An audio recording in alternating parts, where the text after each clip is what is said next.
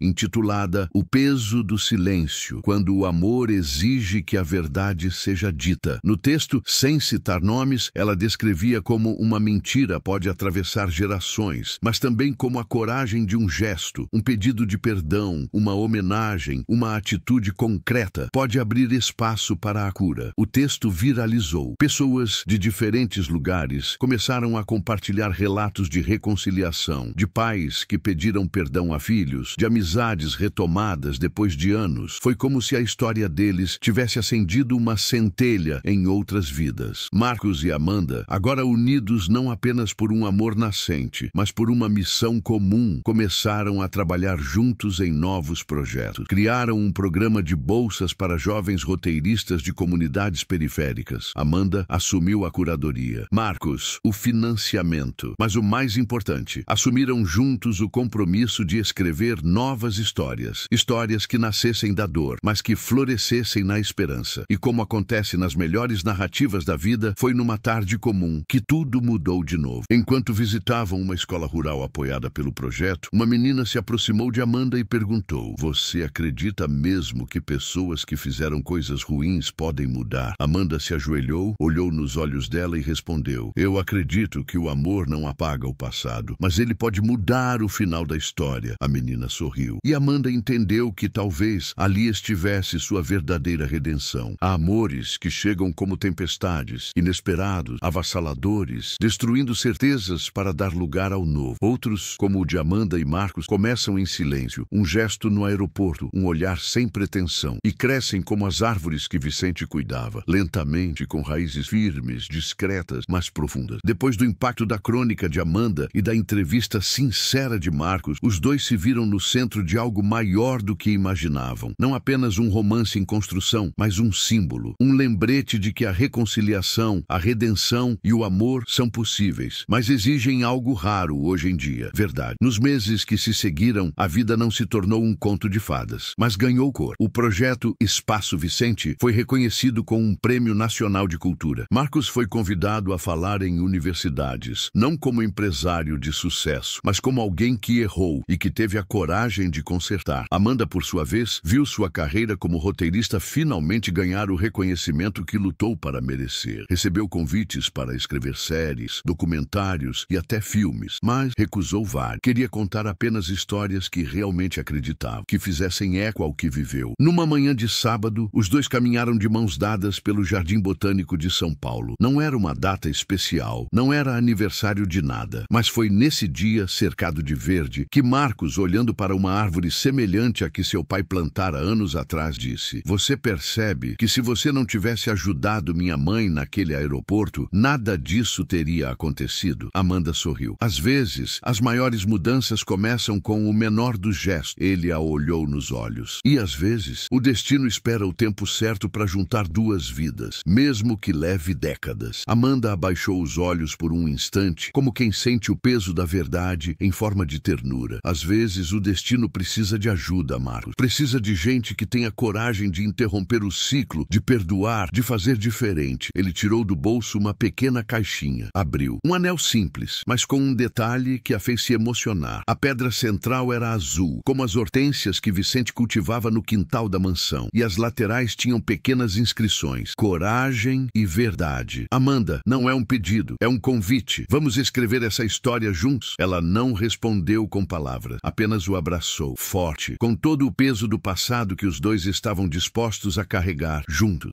Os dois se casaram em uma cerimônia discreta, cercada apenas por pessoas que haviam sido tocadas por sua história. Sara, após meses de reflexão e silêncio, esteve presente. Entregou pessoalmente uma foto antiga de Vicente sorrindo no jardim, com Marcos ainda pequeno nos braços. Era sua forma de pedir perdão, de reconhecer que a verdade, mesmo tardia, liberta. E no dia seguinte, seguinte ao casamento, uma nova placa foi colocada na entrada do Centro Cultural. Para todos os que foram silenciados, esquecidos ou injustiçados, que suas histórias sejam contadas e que o amor verdadeiro, corajoso e consciente seja o caminho para recomeçar. Histórias como a de Amanda e Marcos não são apenas bonitas, são necessárias, porque nos lembram que o passado não define o futuro, mas precisa ser enfrentado. Amar é muitas vezes um ato político. Perdão não é esquecimento, é reconhecimento da dor e escolha pela cura. E que cada pequeno gesto, como ajudar alguém perdido num aeroporto, pode ser o início de uma revolução invisível, mas poderosa. Talvez você, que chegou até aqui, também esteja diante de algo não resolvido. Uma palavra que faltou, um gesto que ainda dói, uma história que parece ter sido contada pela metade. Que essa narrativa sirva como convite, não para esquecer o que foi, mas para escrever o que ainda pode ser. Se você foi tocado por essa história, curta o vídeo, compartilhe com alguém que precisa ouvir isso hoje. Comente aqui embaixo o que você faria no lugar da Amanda ou do Marcos. Já viveu algo parecido? Está enfrentando um dilema entre o passado e a chance de amar de novo? Não se esqueça de se inscrever no canal, ativar as notificações e continuar acompanhando nossas histórias. Toda semana trazemos um novo relato, sempre com alma, coragem e um toque de verdade. E me diga, de onde você está ouvindo essa história? Coloque nos comentários. É uma alegria ver até onde essas histórias chegam. Nos vemos na próxima. Até lá, e que o amor continue sendo a melhor forma de justiça. E agora eu quero saber de você. O que achou dessa história? Te tocou de alguma forma? Já viveu algo parecido? Ou conhece alguém que enfrentou um reencontro inesperado como esse? Deixe seu comentário aqui embaixo. Sua opinião é muito importante pra gente. E me conta também, de onde você está assistindo ou ouvindo essa história? É sempre emocionante ver até onde nossas histórias estão chegando. Vamos nos conectar pelos sentimentos que nos unem, mesmo à distância.